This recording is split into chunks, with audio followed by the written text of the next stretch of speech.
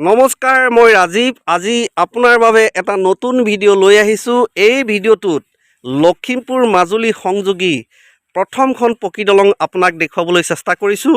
এই দলংখনৰ নিৰ্মাণ কাৰ্য 2022 চনৰ 11 ডিচেম্বৰ তাৰিখে অসমৰ মাননীয় মুখ্যমন্ত্ৰী ডক্টৰ হিমন্ত বিশ্ব শৰ্মা ডাঙৰীয়াই নিৰ্মাণ কাৰ্য শুভাৰম্ভ কৰিছিল আৰু তাৰ পাছত এই দলংখনৰ নিৰ্মাণ কাৰ্য দ্ৰুতগতিত চলিছিল আৰু আজি আহি 2026 চনৰ ফেব্ৰুৱাৰী মাহ পালেহি।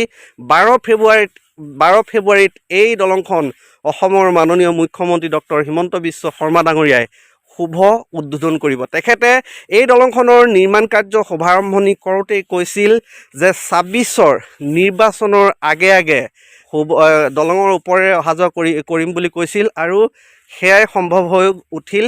ইতিমধ্যে 12 ফেব্ৰুৱাৰী আহি আছে আৰু 12 ফেব্ৰুৱাৰীত দলংখন শুভ উদ্বোধন কৰিবলৈ সাজু হৈছে অসমৰ মাননীয় মুখ্যমন্ত্ৰী ডক্টৰ হিমন্ত বিশ্ব শৰ্মা ডাঙৰীয়াই।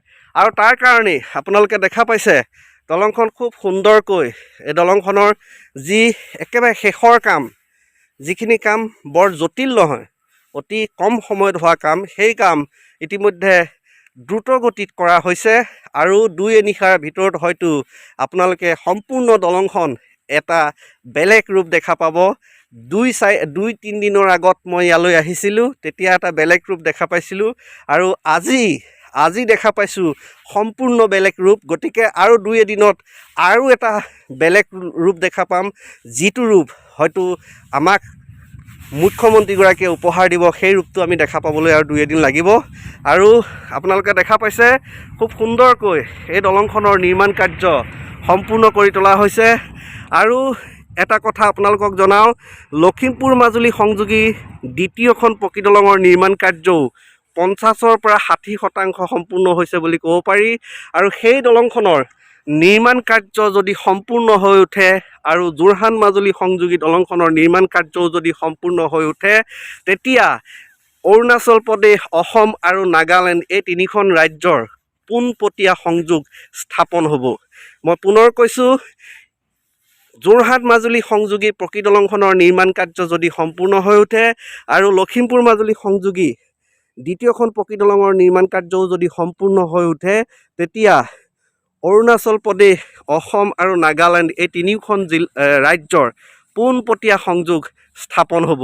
আৰু এয়া দেখুৱাইছোঁ, আপোনালোকে চাওক, ৰাতিপুৱা সময় যিহেতু কুঁৱলী পৰি আছে, বৰ হয়তো ভালকৈ আপোনালোকে দেখা নাপাব, কিন্তু খুব সুন্দৰ লাগিছে। ইয়াত উঠি কিবা এটা ভাল লাগিছে, যিটো আমি কল্পনা কৰা নাছিলোঁ, সপোনৰ অগোচৰ, সেয়া আজি আমাৰ বাবে সম্ভৱ হৈ উঠিছে। খুব ভাল লাগিছে, পুনৰ কৈছোঁ।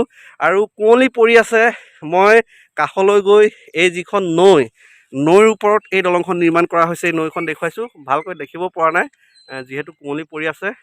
গতিকে সেয়াই। আৰু পুনৰ কৈছোঁ, প্ৰাতঃ ভ্ৰমণত আহোঁ ইয়ালৈ, বিশেষকৈ অন্য সময়ত ইয়াত সোমোৱাৰ সুবিধা নাপাওঁ।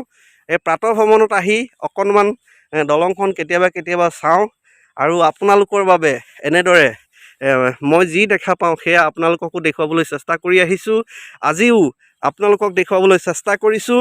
যদি আপোনালোকে এই ভিডিঅ'টো চাই ভাল পাইছে, লাইক কৰিব, কমেণ্ট কৰিব, ভিডিঅ'টো বন্ধুবৰ্গৰ মাজত শ্বেয়াৰ কৰিব, ভিডিঅ'টোত হাইপ কৰিব।